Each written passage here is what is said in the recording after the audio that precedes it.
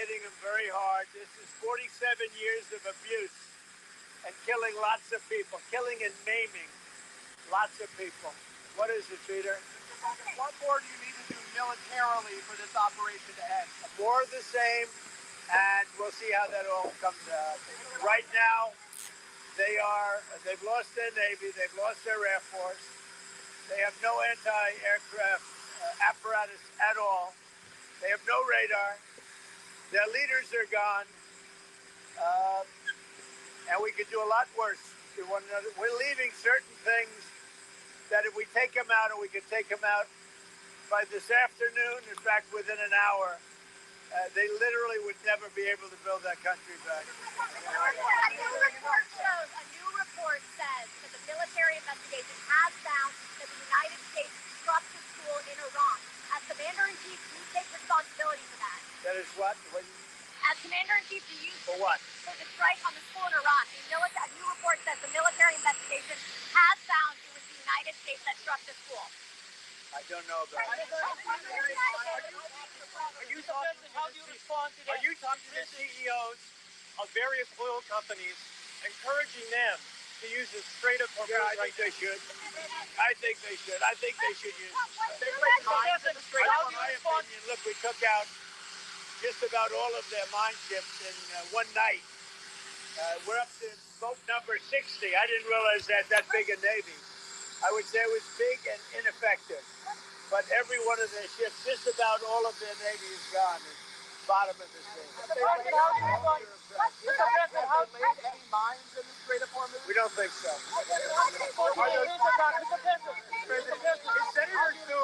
Is Senator Thune listening to you when you say you want to pass the Save America Act? He says there aren't the votes to do it right now. What's your response? Well, he's got to be a leader. You know, he's a leader. He's got to get him. It's the most popular bill I've ever seen put before Congress. And it's voter ID and it's voter. You have to be able to be a citizen to vote. It's called citizenship.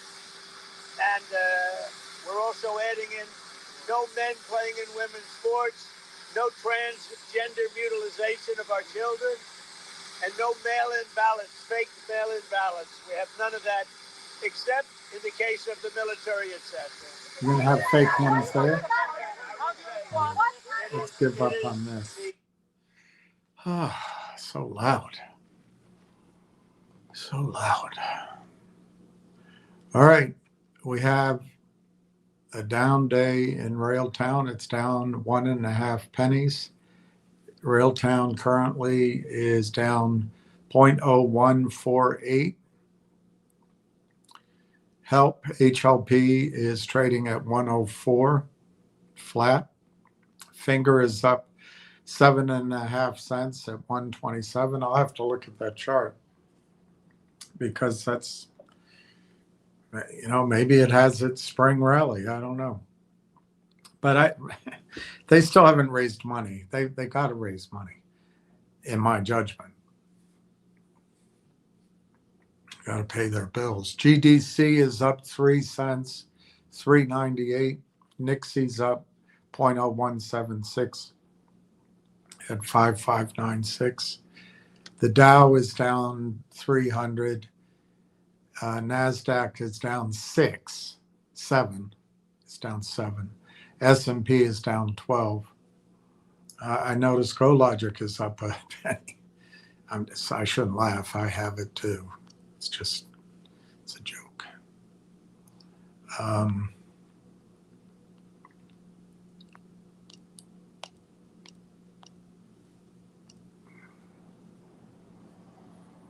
California is warned to brace for drones from Iran.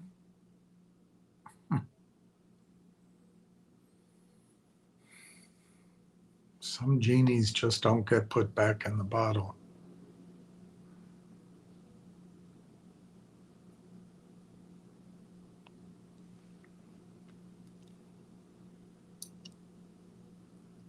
Act your age, not your shoes size.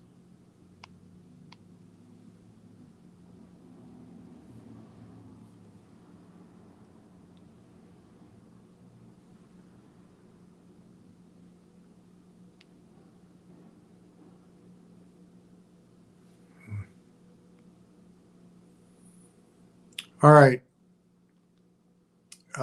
I was working today and out and working on our other thing, and I didn't have time, one, to get here early, and two, to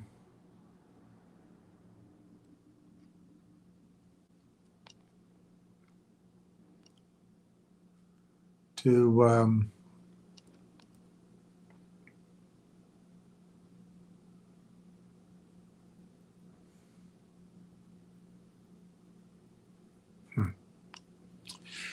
why doesn't anything work?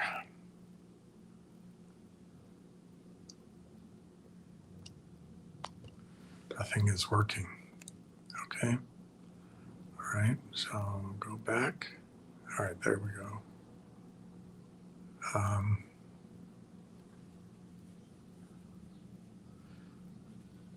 I will read to you if I can make this work. I just can't seem to make anything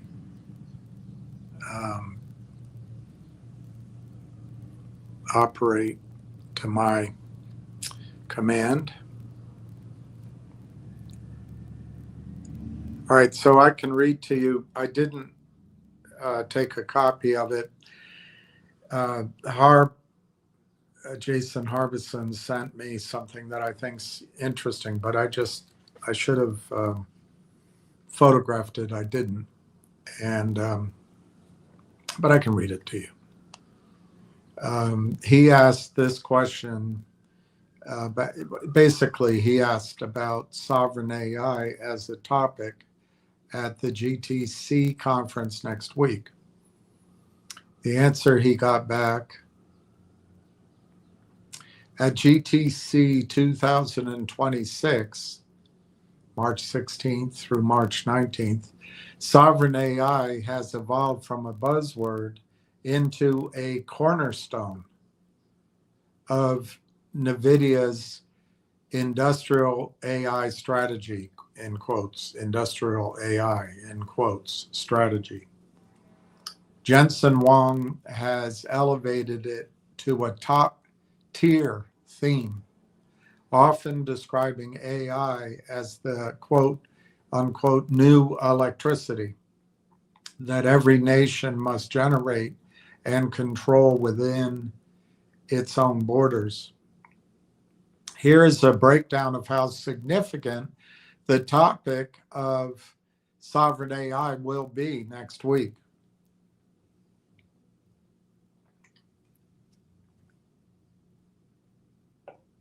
It's going to be, number one, it's going to be the central keynote theme, quote, the 5-layer cake, unquote.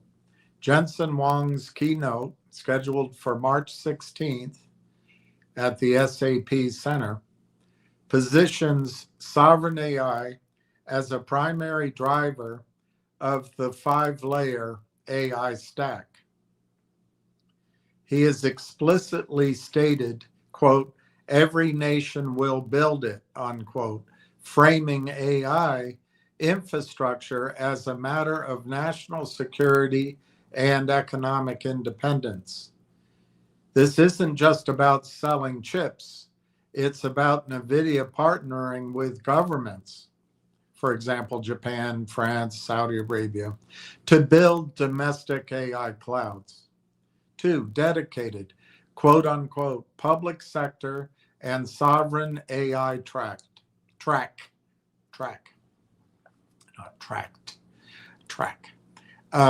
Unlike previous years where it was a subtopic of enterprise AI, GTC 2026 features a dedicated industry track.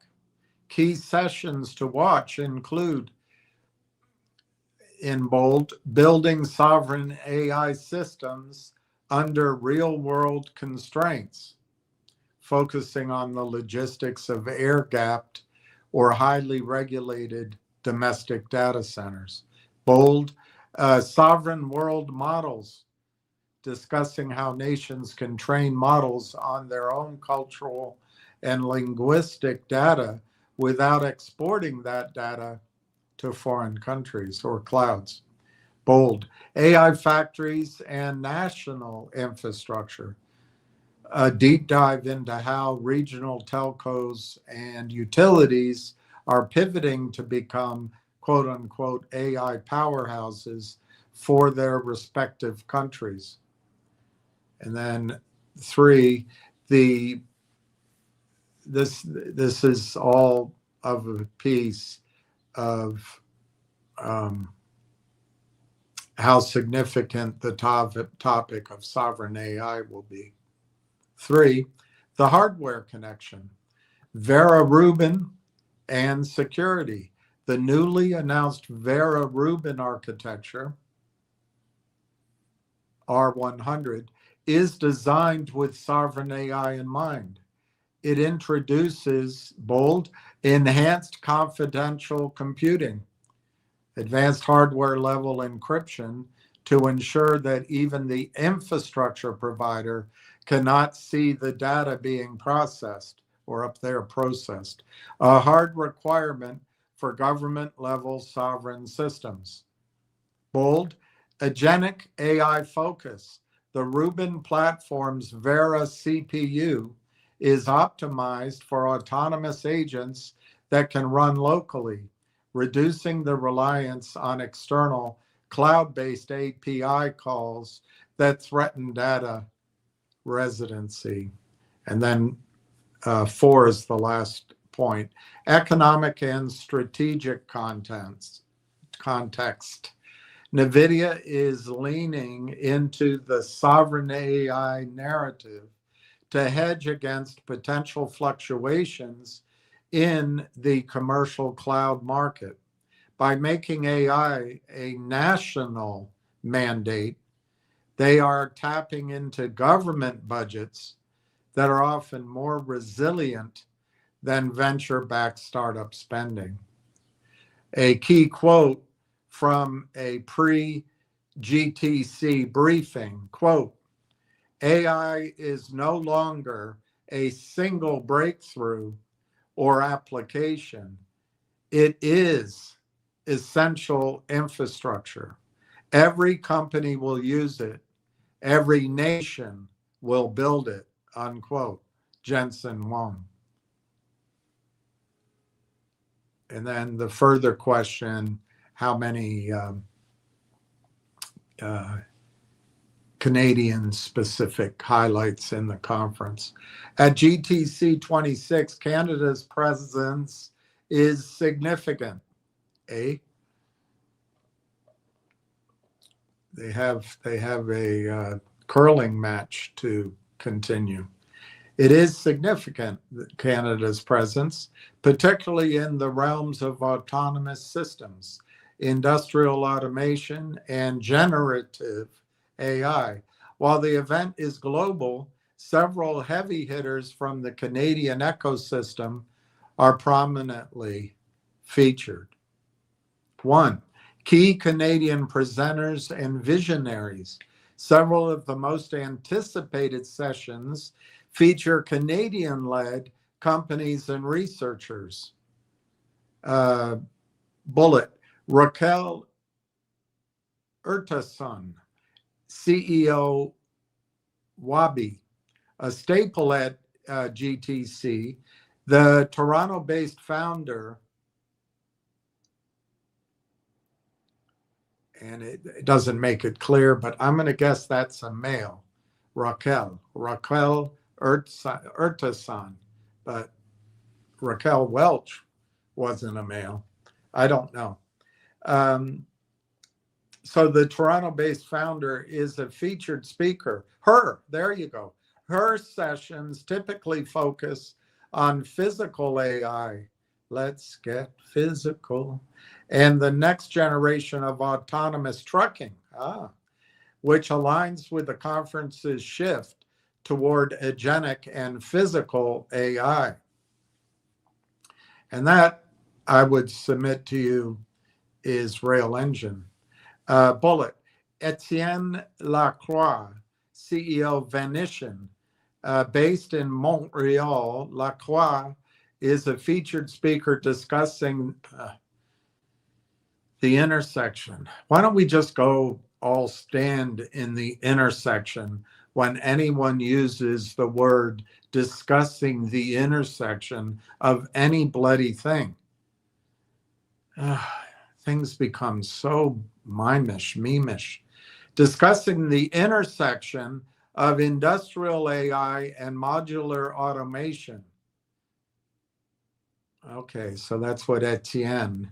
Again, I don't know if that's a man or a woman. There, I guess. I don't know. Cohere representation. As a leading Toronto-based rival to OpenAI, Cohere is a major participating organization. You can expect their leadership or senior researchers to be involved in panels regarding open frontier models alongside firms like A16Z and Black Forest Labs. Cohere has a potential to be in the stack at the NVIDIA / HPE / some large language model, maybe Cohere because it's Canadian, at the data center. So it's interesting that they're going to be there.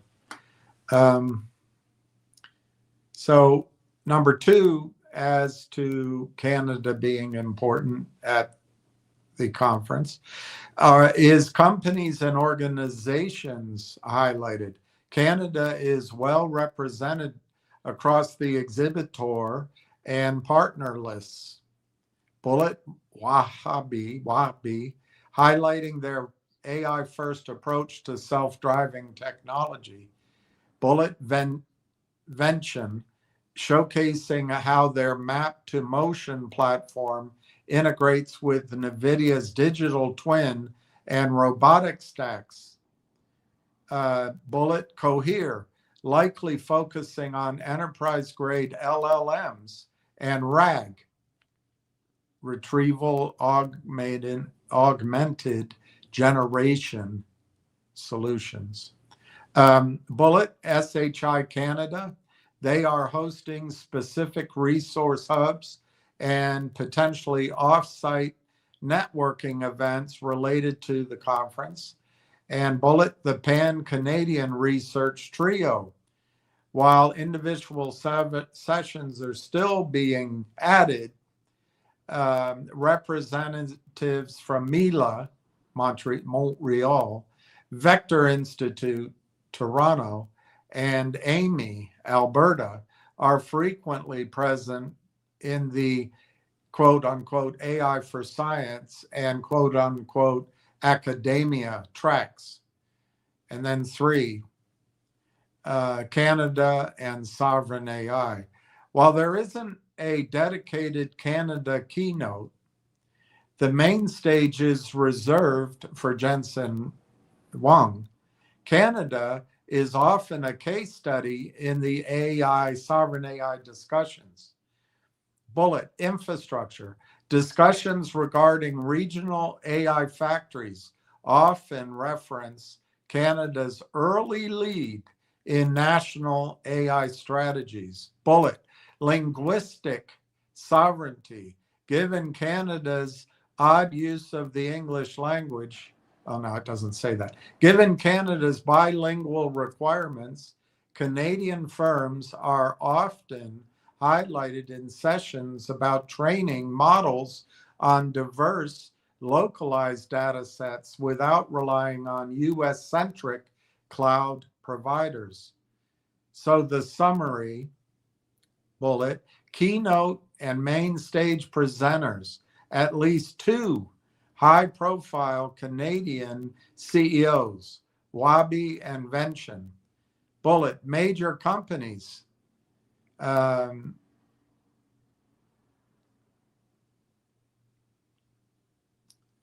Tier 1, Canadian AI firms, Cohere, Wabi, Vention, Xanadu, among others. Bullet, research and academic presence. Dozens of researchers from the Canadian AI Institute's Mila Vector Amy across 1,000 sessions.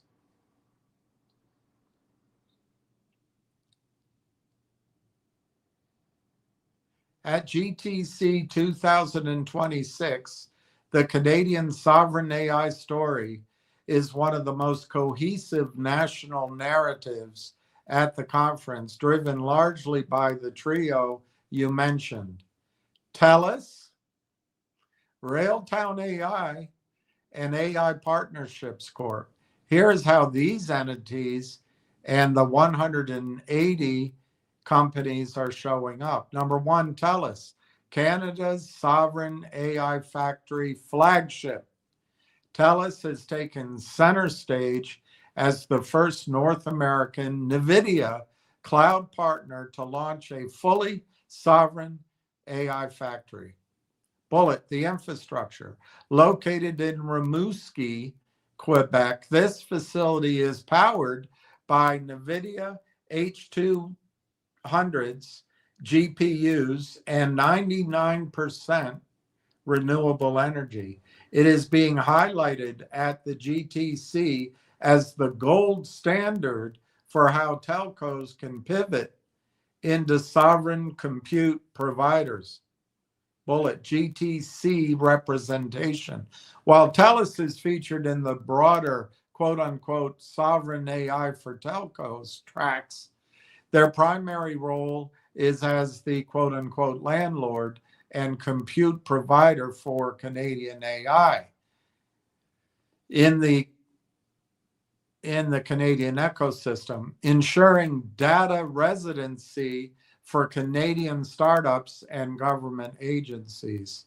And then going on to number two, Railtown AI and the 180 companies. The companies you are asking about refer to the AI Partnerships Corp affiliate network, AIP, which Railtown AI acquired in late 2025. The ecosystem, this network of 180 AI solution providers is being integrated into Railtown's Rail Engine and agentic frameworks. At GTC, Railtown is positioning this as a turnkey sovereign AI agent development service. The goal, instead of just selling chips, NVIDIA or space, availability, TELUS, Railtown provides the software layer, Railtrax ADK and Conductor, that allows these 180 companies to build truly Canadian AI agents that never leave the Canadian borders, much like the Mounties. Key names. You may see Corey Brandolini or Dr. Tom Core. Brandolini is CEO, Dr. Tom Core is Director of Corporate Development, representing this ecosystem. The recent addition of Mike Lazaridis, BlackBerry co-founder, to their advisory board has significantly elevated their profile in the Canadian tech sovereignty discussions.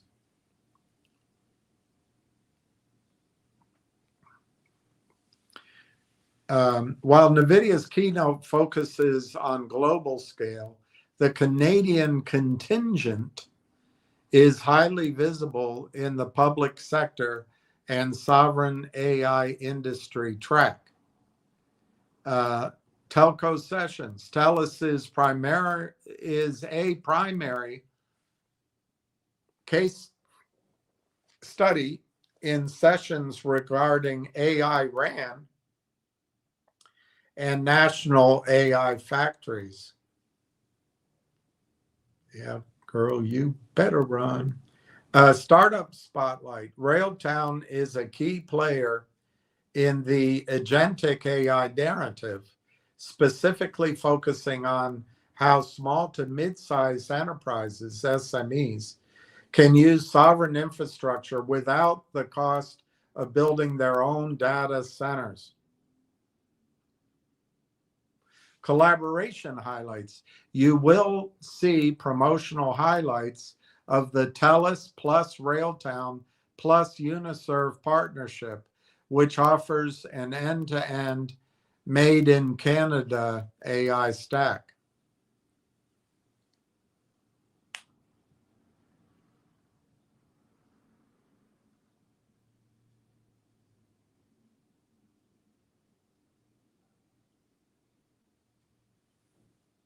And that's it.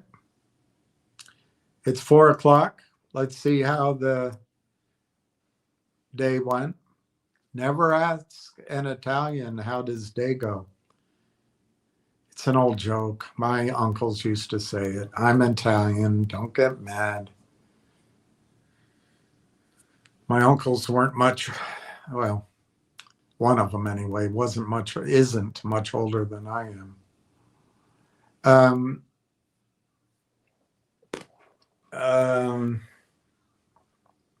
Railtown looks like it closed down 0.0148, down 1.5 pennies at 35.52. We'll have to check, but my guess is that does not violate Ricky's upward trend line, and it's just fine. HLP is down 2 cents at 102. That's a stock that we can see the theory working. Let Ham pump it, and if you buy it, you dump it. But I don't know. I've actually heard from people it might go to a good number, and it's not a short squeeze. I don't know. I don't know anything about it. Finger is up 0.095 at 129. GDC's up 2 cents at 397. Nixie is up 0.0258 at 0.5678. And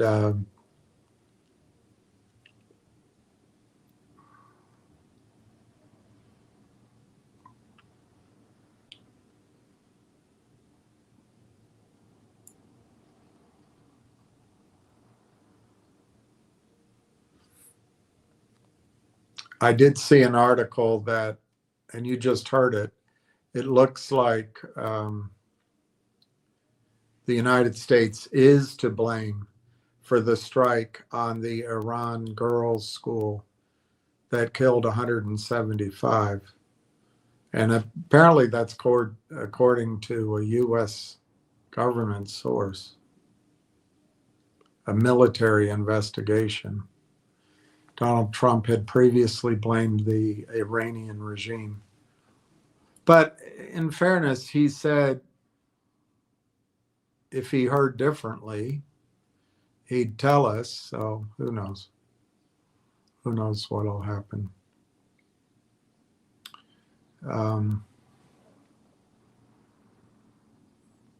Today is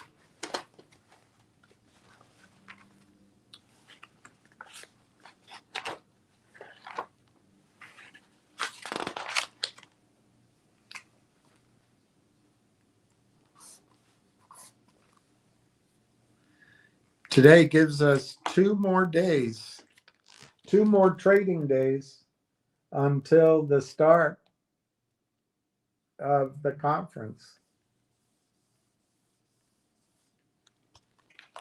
That's pretty good, huh? It's pretty good.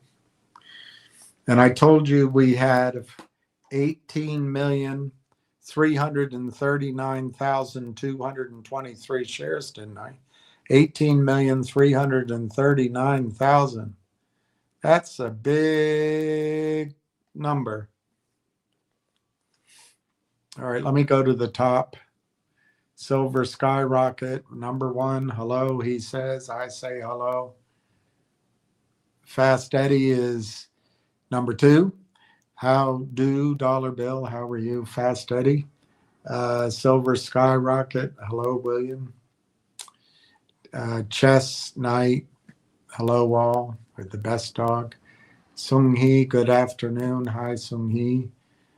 Jason Harbison picked up some beautiful bovines today.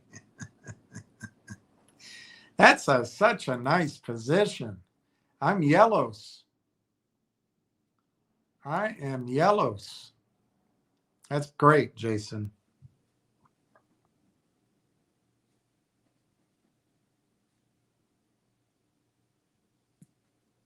Good for you. Good for you. Richard K., did we break 40 yet? Are you being a dick or you're being a Richard? Or maybe it's a sense of humor that I just don't get. Let me see what the chart looks like, Richard. I do not think we broke 40 today, but it's coming. And in my judgment, with the caveat that as at some point, it's either 40, 41, 44, somewhere in there is the breakthrough. Once you break through, they'll try to bring it back down. So with that caveat, once that testing is over, I think the stock won't be under 40 cents ever again, unless they do some sort of massive 100-for-1 split or 1,000-for-1 split.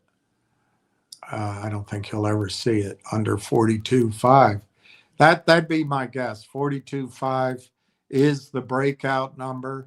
40 will be a little difficult, 41, but I think 42.5 is the breakout number. But it might be slowed down all the way up to 45. And anyway, if it punctures through there, it's going to pull back because the computers will try to test it. And, you know, there might be some tug of war going on there. And then it breaks out. And I don't think you'll see it. It's right here. I don't think you'll see it below 40 again. This has been hell. Very painful. But some of you have played your cards brilliantly. I mean, look at Jason. He's up to 260,000 shares. That's just brilliant. Brilliant. I really mean it. That's a lot of you guys. Chess Knights up to a big position. Silver Skyrocket. Jack Hamilton. Donna. Pete Greek. It's amazing. It's amazing. Ward Richardson. Good afternoon, William. And RT Crew. Google finalizes $32 billion acquisition of Israeli cybersecurity system company WizBT. Wiz. By the way, pick up a cash cow or two today. Let's look up Wiz. I wonder if it's public. Wiz.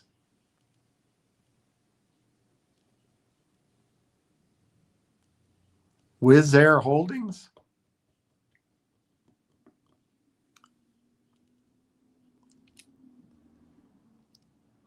No, definitely not.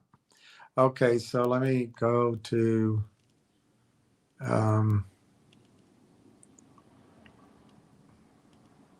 just WIZ,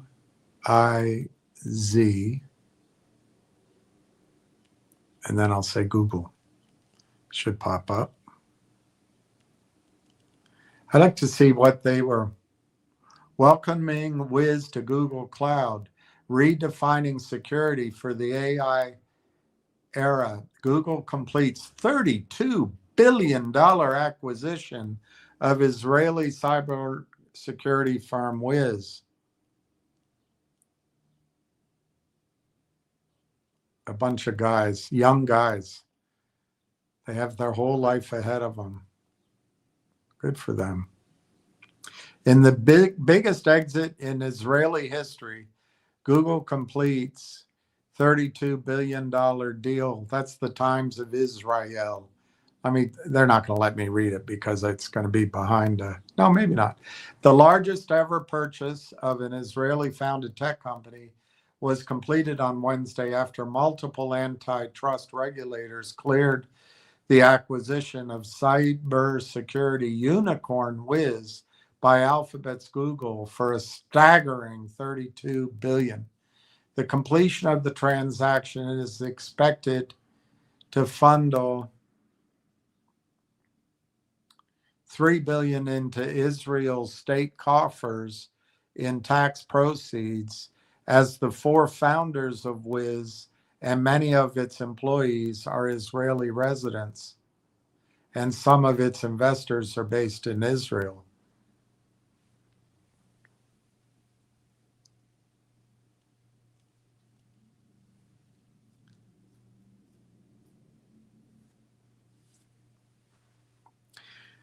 Intel bought Mobileye, a Jerusalem-based developer of advanced vision and driver-assisted systems, for $15.3 billion.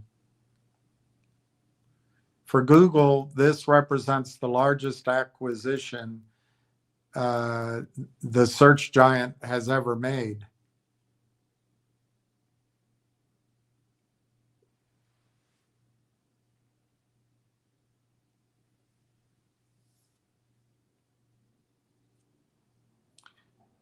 Uh, 1,800 workers. The deal is expected to boost Google Cloud security offerings to help it compete with rival tech giants Amazon and Microsoft and other big cyber firms such as Palo Alto Networks and CrowdStrike.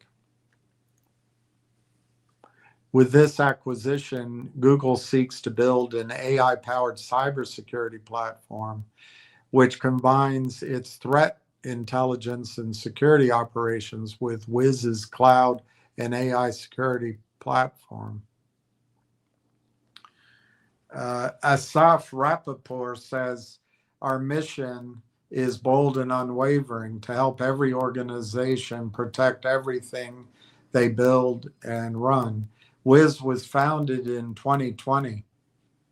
Man, what a fortune. What a fortune in 5 years. Rappaport is 40, Kostika is 41, Ami Lutwak is 40, Roy Resnick is 35. Wow. They built their first startup in 2012 and sold it for $320 million. Rich kids, that's good. So that's $32 billion just for kicks. I don't see why I can't. They don't give any revenue. I don't see how to compare it. But $32 billion just for kicks, in our case, would be $140 a share. $140 a share if that happened to us. The other one that Intel bought, Mobileye, at $15,300,000,000, that would be $67 a share. So those big numbers are there if somehow our technology becomes as important to security and real-time agentic AI as those two items were. Ward Richardson, Wiz was valued at $12 billion. Wow.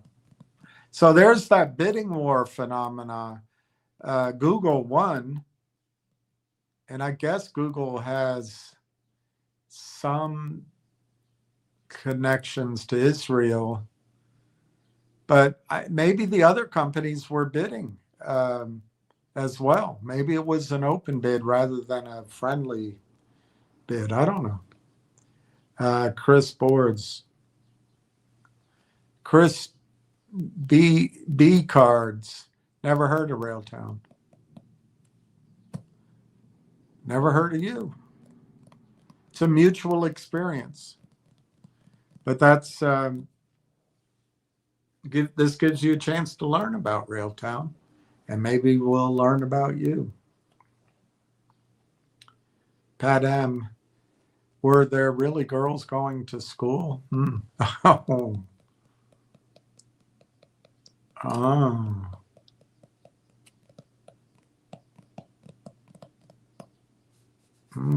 Interesting question. I see your point of view. Ricky says, hello, William. And he says, hello to the RT crew. More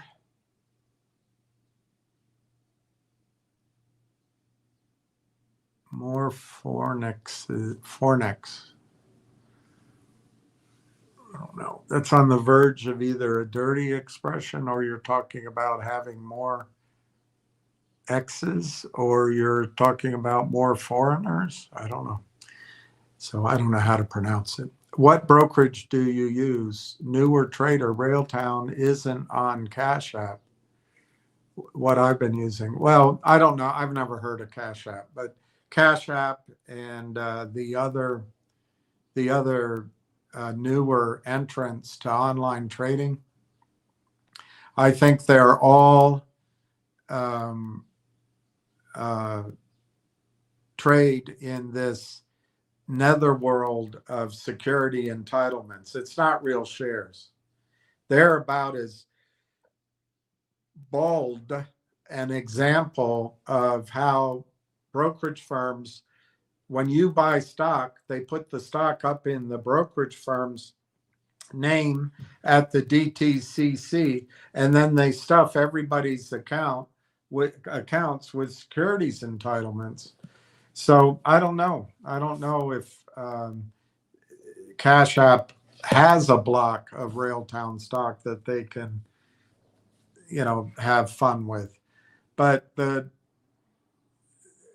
I'm pretty sure if you like that angle, I'm pretty sure IBKR would let you buy it. I know that Morgan Stanley / E-Trade lets you buy it. Others, I don't know.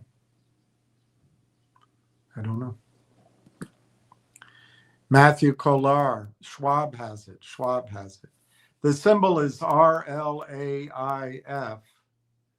as you see it.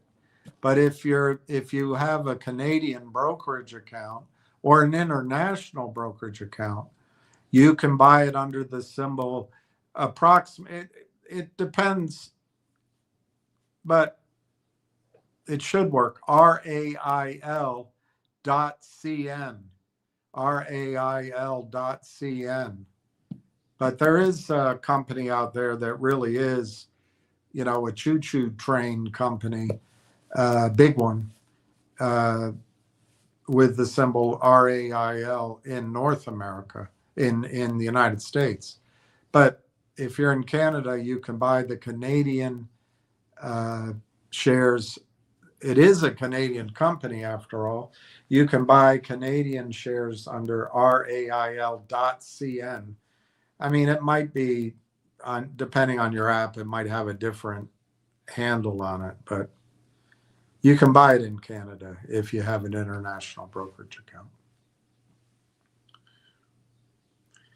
Matthew Kollar says Schwab has it. Okay, that's true. Shay Viscuta, do you have any stories of chasing tail that you might regale us with on this fine afternoon? Well,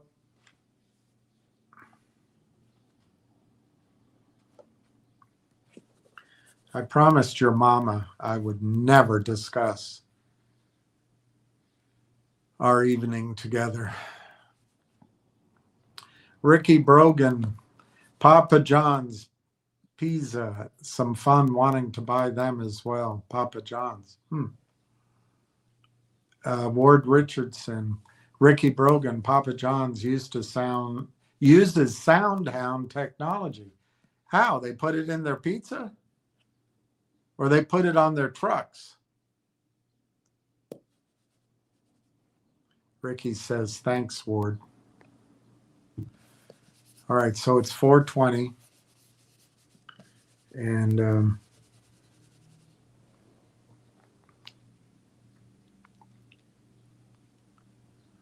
let's see what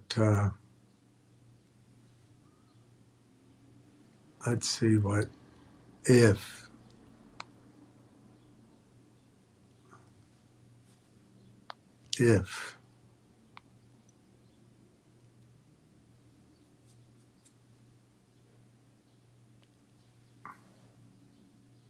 all right. Not written by him. Not written by him. Not written by him. Alzadair.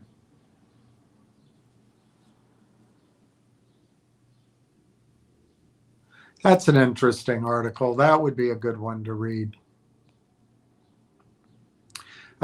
Egon.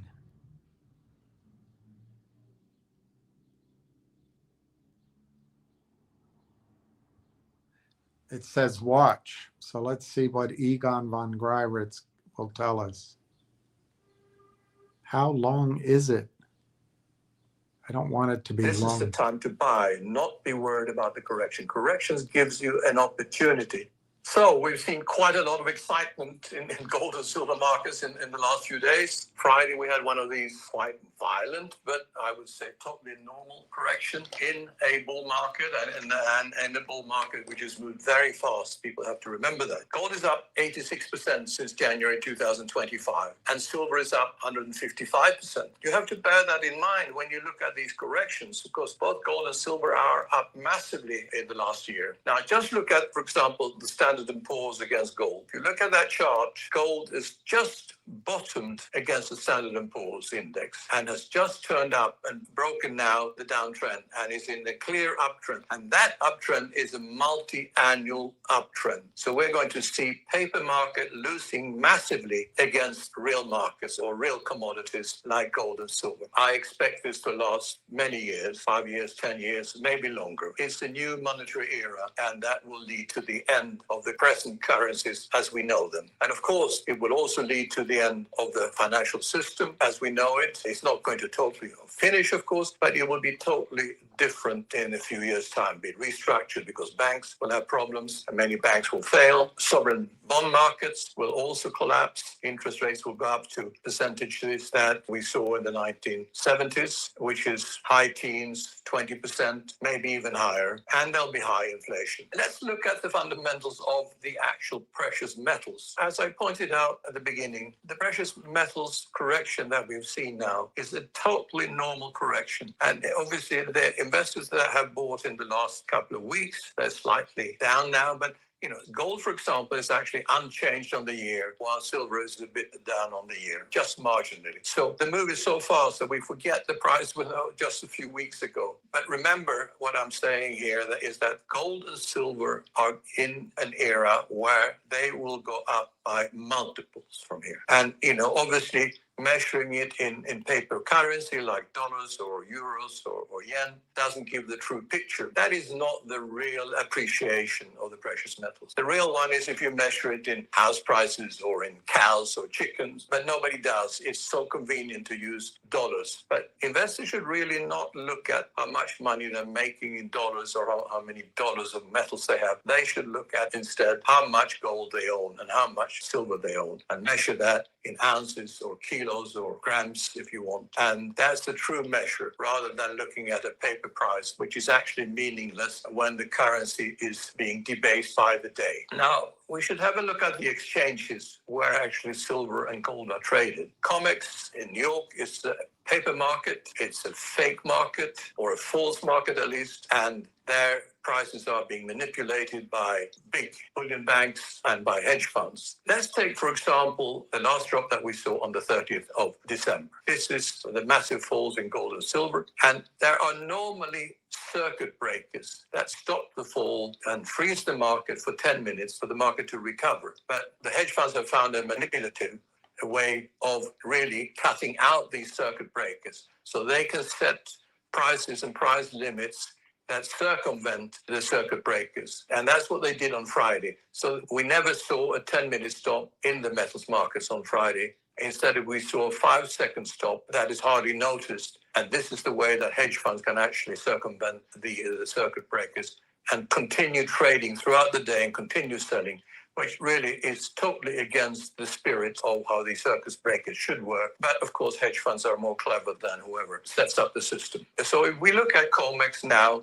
there is a massive shortage of both gold and silver, and massive shorts outstanding in the paper markets that can never be settled in physical. Remember, this is really only a paper market and was never meant for delivery. And now the market realizes there are not enough metals for delivery anyway. So this is why many participants now and many observers are actually looking at COMEX potentially failing within the next few weeks or months. And that is a very high risk. Well, as we keep telling our clients, don't trade in paper gold, don't trade in paper silver, don't trade in ETFs, buy physical gold, buy physical silver, and keep it outside of the banking system in safe vaults, where you yourself have direct access to your metals.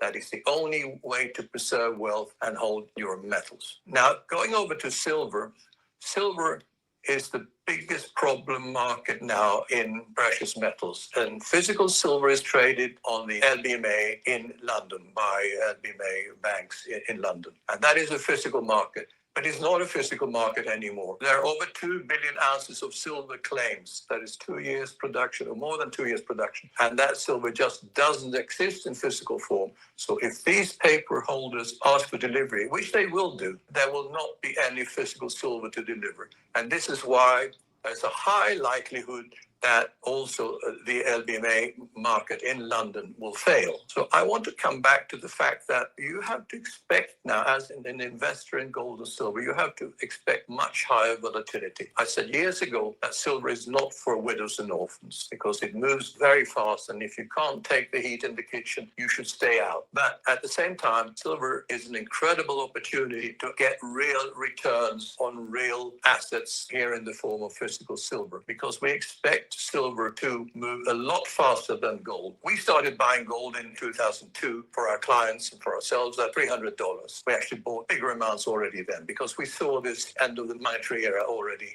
at that time. And at the time I said that I expect gold to move to at least $10,000. It's not a firm target. It's just a round number that it is likely that gold will reach. So we're only just halfway there now, but we can move the next $5,000 very, very quickly. And if you take $10,000 gold, which is not the ultimate target in my view. We're going to move a lot higher because we're measuring it in paper money, and paper money is going to collapse much faster now at an exponential rate. But anyway, if we use $10,000 for gold, then let's say that silver goes to historical ratio gold-silver of about 15. $10,000 divided by 15, that is $666 for silver. That is a minimum, and I think we'll reach a lot higher than that. The ratio could easily go to 10, for example, and you take $10,000 divided by 10, you get $1,000.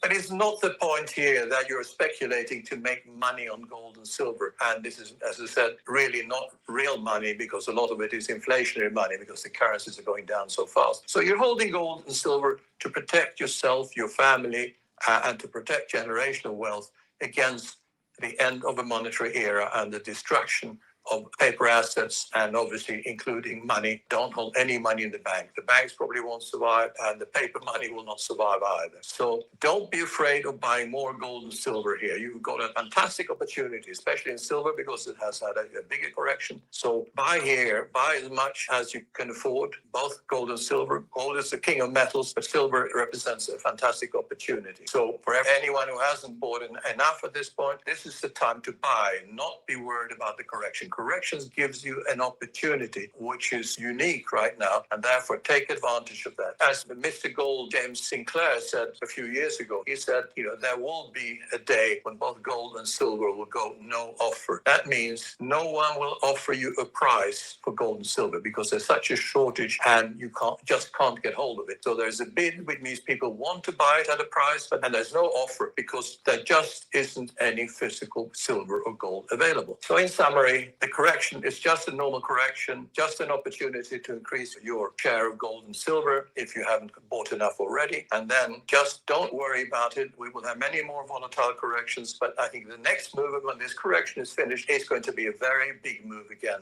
for the next few months before it stops for a while again. But this is a multi-year view, which will, as I said, go to multiples of the current price.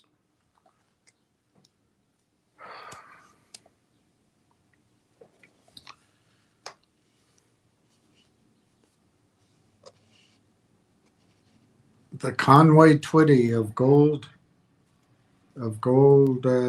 investing. I mean that well. People will be yelling, Egon, Egon.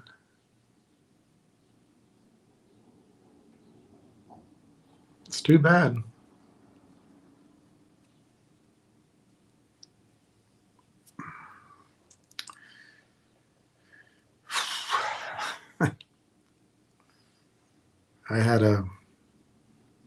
Anyway, can't go backwards. Have to practice what I preach. All right, now Railtown is showing in the green. Weird. It didn't really change, so I don't know what's going on there. The volume is low, 71,000, and the last trade was 4,184 shares. Re-listen to that part with Egon, and listen carefully. I mean, it's pretty big deal.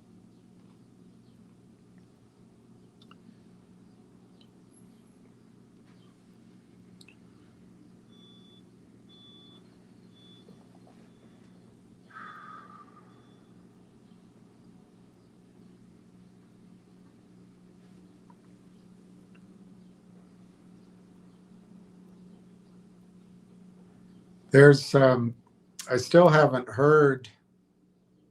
I'm looking as I'm talking to you. I'm supposed to get some data on it so that I can actually go out and raise money. But of course, it hasn't come yet.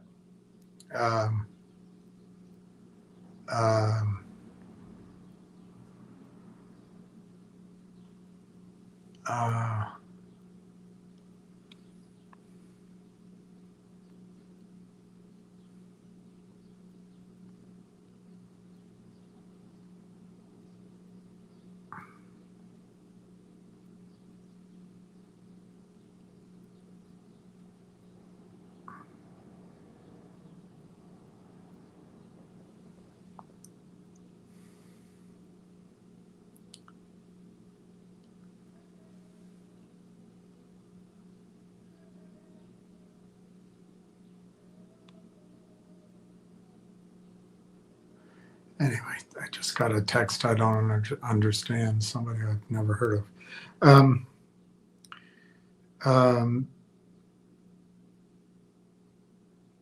Yeah, there's a producing gold company, small, but that's what we're left with. We missed that it was just, that it's sitting out there forever opportunity to get into gold companies and miners, that most of these have already lifted. But anyway, it's a great opportunity. They're seeking $1 million, and they'll produce 2,000 ounces this season, which is basically spring and summer and somewhat into the fall, between snow winters. 2,000 ounces, I mean, that's their projection, but they've done it 1,500, 2,000 ounces every season for the last few years. At 5,000, that's 10 million they're going to produce. There's already an investor taking half of that because he was the money man. So there's 5 million available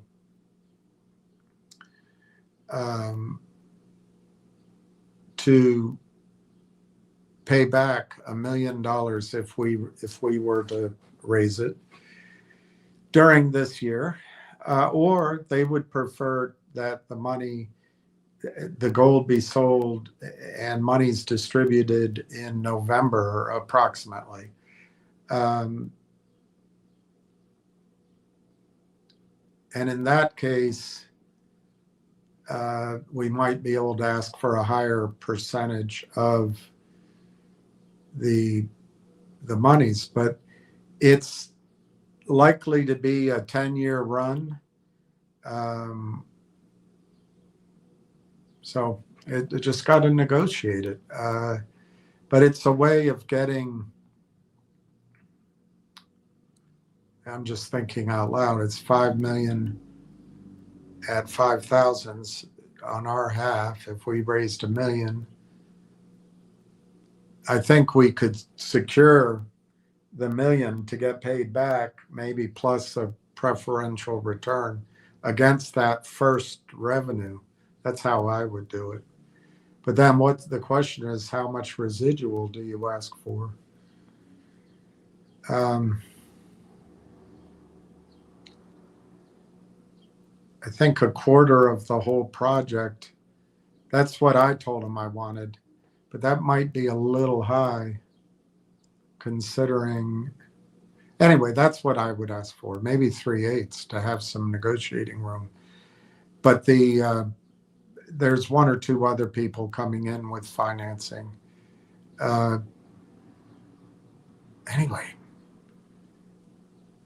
have a quarter of 10 million at 5,000 an ounce every year for the next 10 years. 2.5 million coming in. I don't know if that might be too high, but that's the magnitude, and it's cash flow. It's real gold. And I've known the guy for a long time. I've known him for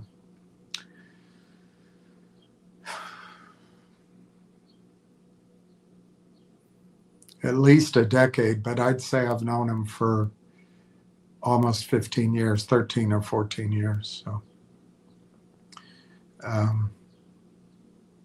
anyway, I'll come at you guys with that if I ever get the details.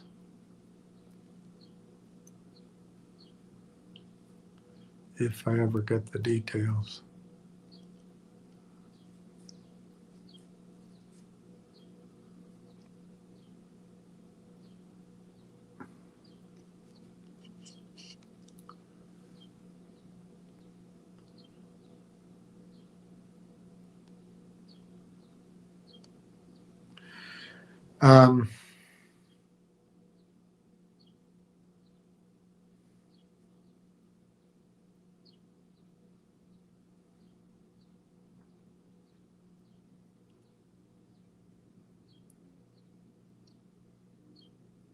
Yeah, it's an odd message I just got.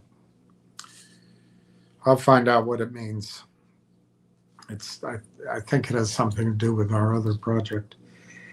Anyway, I got distracted. I forget what I was saying. So if there's any questions, I'll answer them or anything to talk about.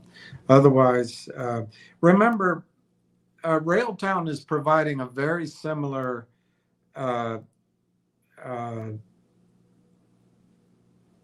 runway for taking off like Silver did. Railtown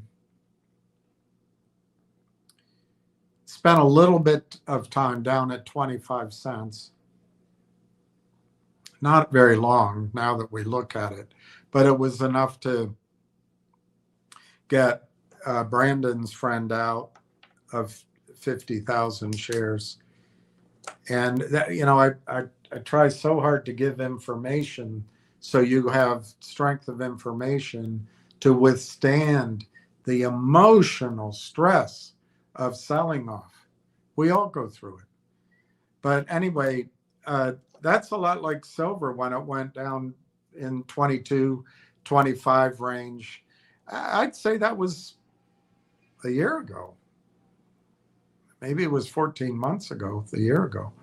And one guy, I really wanted to do it. He was concerned it's such a small market. He wasn't, I'm not sure he would have listened to me. I think he would have. But I think that concerned him. Well, that's the whole point. As soon as silver got some purchase and it was in the headlines everywhere and everybody's talking about it, it ran up because it is a small market.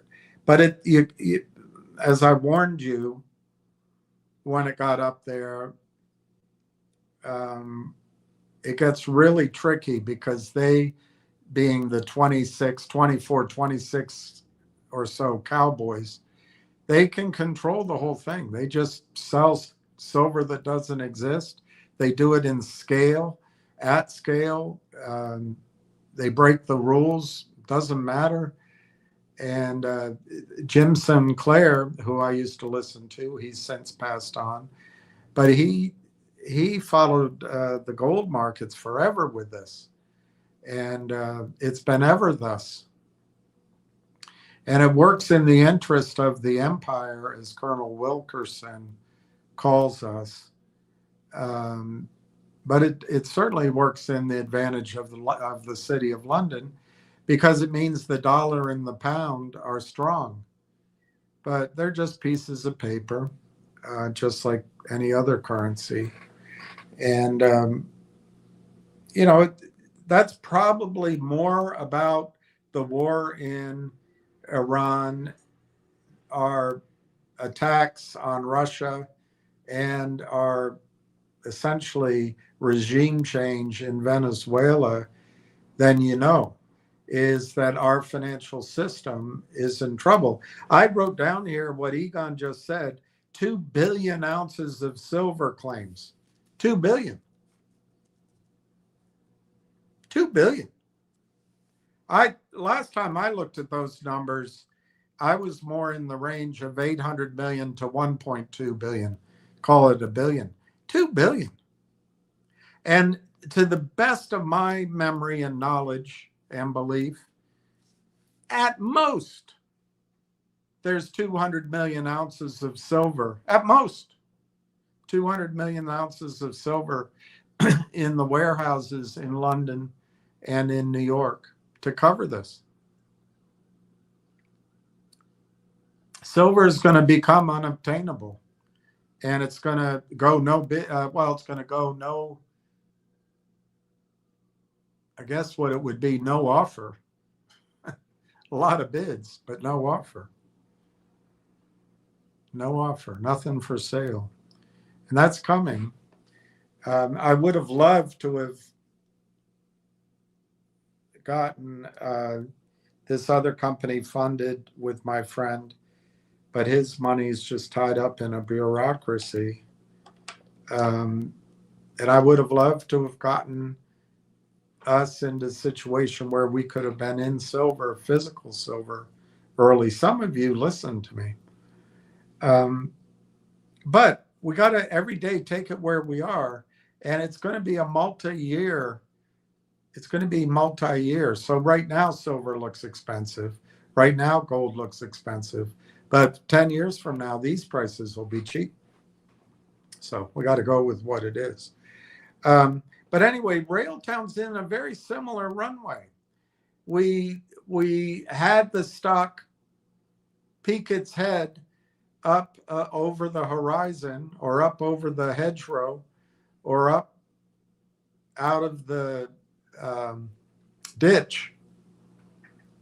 And then it ducked back down, just like silver did. Silver ran from $25 to $32, $33. Then it pulled back to $27, $28. Then it ran to 38, pulled back to 32-ish, punctured 40, ran to 42, 45, pulled back. It really didn't break much below 40 as to my memory. And then it finally broke through 50, which got it in the headlines. Everybody talking about it. Everyone's aware all of a sudden. And then it broke the all-time high from 1980, the nominal high of $52.50. And all of a sudden, it ran like a band. It doubled from there. From 52.5, it essentially doubled. And it did it very quickly. Now everybody knows the story. Everybody talks about silver. That's kind of where Railtown is. Railtown, a little bit differently, but Railtown started around 38, 36 cents 14 months ago, 15 months ago. I don't remember if it ran up from there at all. Might have a little bit. But then it just went, time went by, and it drifted downward, not much, 34 cents, 32 cents. And then they met the AIP, well, they announced the AIP deal. And that day, I don't remember where it was trading, but that gave a short weeks time frame. I looked it up on in the Canadian Googling Canada, and it looked like you're talking about a total of 60 days, maybe 90 days for approval. And that approvals usually happen most of the time, except when there's severe competitive constraints, changing the competitive landscape. So anyway, that was February. So I said, well, 60 days, March, April, waited that, nothing happened. And then got into May, that's the 90 days. And I was futzing around with those other stocks like GDC, ZJYL, Finger, a couple of others, small positions. And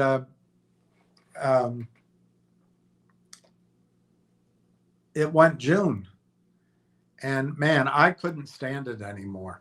I just couldn't stand it. So that first week of June, June 5th, I told myself I better move some of this over. And then that morning, I went for coffee or went for a short walk or took a shower. I can't remember what. I had risen early. And I just said, what the hell are you doing futzing around? You either believe it or you don't. You got to go all in. If you think this thing's going to $5 or $6 or $7 in the short run and higher in the long run, you better get all in. So that's what I did that June the 5th. So I remember that price range was 35 cents, 36 cents. Well, that's like silver at $35, $36. And it might have gone up a little bit that day when I talked to you guys. But then the next 2-3 weeks, it went down to 22 briefly. So it went down to $22 like silver did. Silver went from $35, $38. It went under $25. It might have touched 22, 23. That's what happened. And then silver recovered, got back in the high 20s, low 30s. And Railtown did that. Railtown recovered in a little bit, I think, in July. But then I think a big recovery was in October. And it ran up. I think in July, it went all the way to 69 cents. And then in October, I think it went to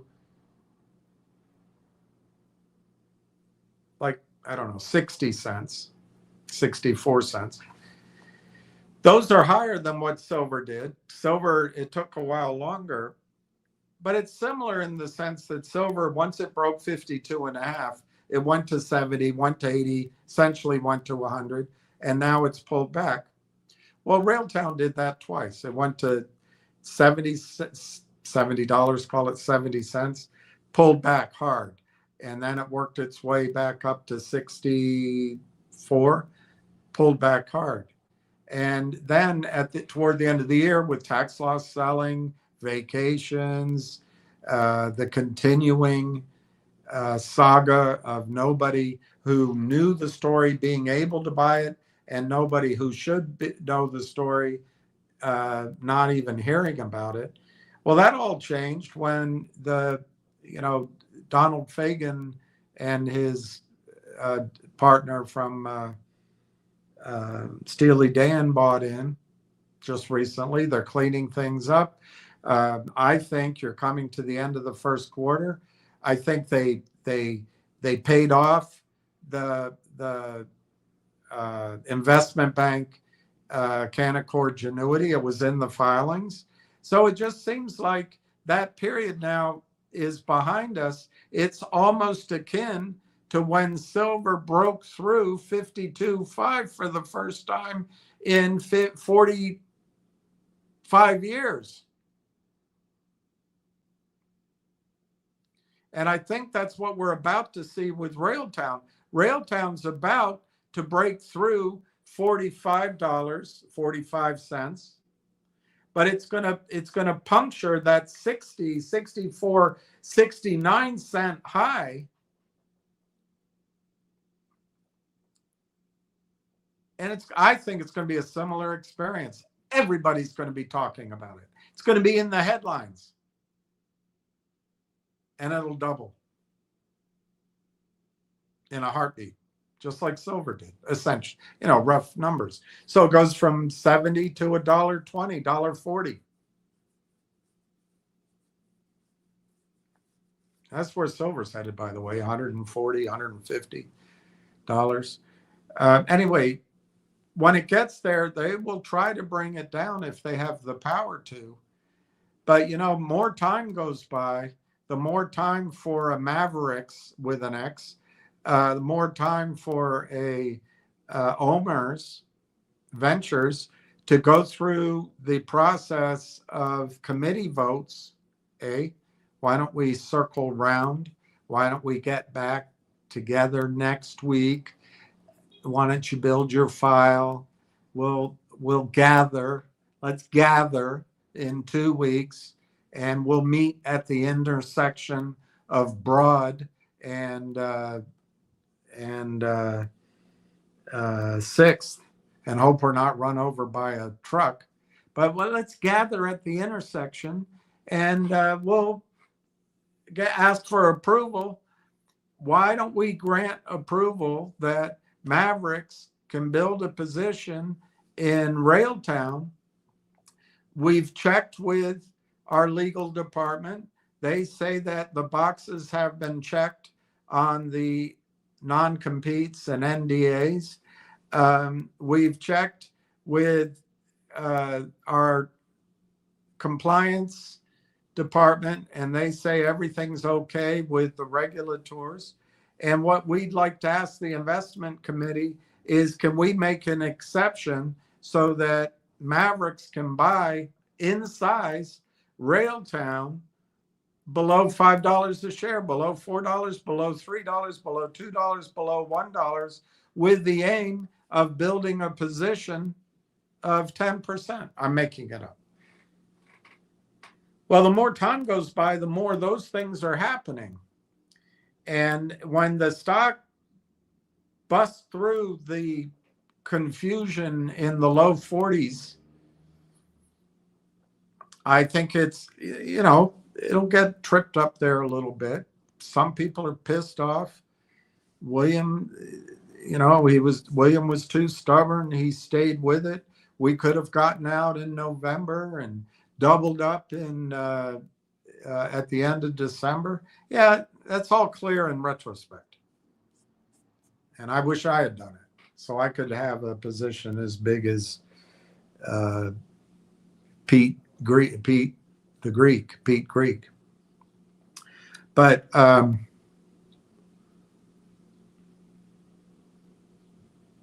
anyway, that's where I think it is. I think you're going to experience with Railtown what happened to silver, what's yet to happen to silver. Did you hear him? Did you hear him? He says gold's going to 10,000. I think that's ridiculously low. But one way to look at it is the move to 10,000 in gold. One could argue that's wealth creation. I'd go a little further. I'd go to 20,000. Will still be wealth creation. Everything else is going to be wealth preservation. But did you hear the number? He said that he thought silver could go 10 to 1. I've said that. I've said 1 to 1. 10 to 1 before it becomes unobtainable. That's $1,000 an ounce. I don't know how to translate that in Railtown for you, but to go to $1,000 an ounce is basically 10 or 11x from the highs that silver hit. So if Railtown breaks out here and gets into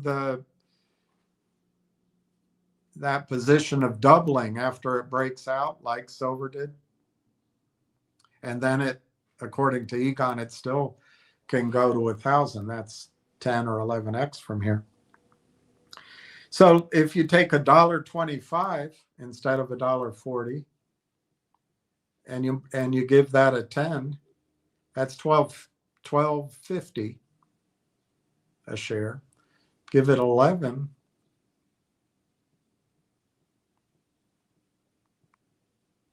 it's $13.75. I think that'll happen with Railtown, and that's just the beginning. I think it's going to happen very quickly. So keep buying. It'll be your turn to have something to talk about, and hopefully at that time we'll still have enough opportunity to get into physical gold and silver.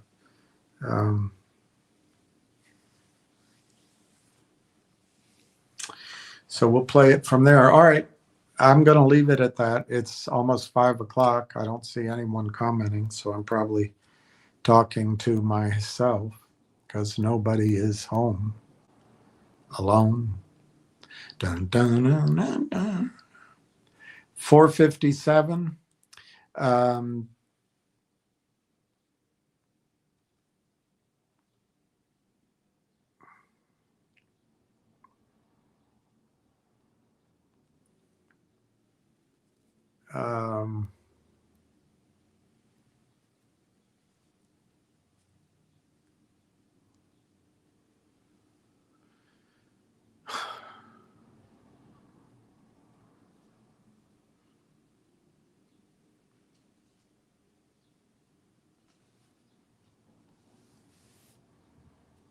Anyway, it looks like Trump's going to be talking in Kentucky, so I guess he's going to be focusing on the midterms, which he has to do. All right, Jeremy. All right, I'm going to wish everyone peace individually, and let's pray for peace in the world. And today is Wednesday, so we'll talk tomorrow, Thursday. There'll still be time.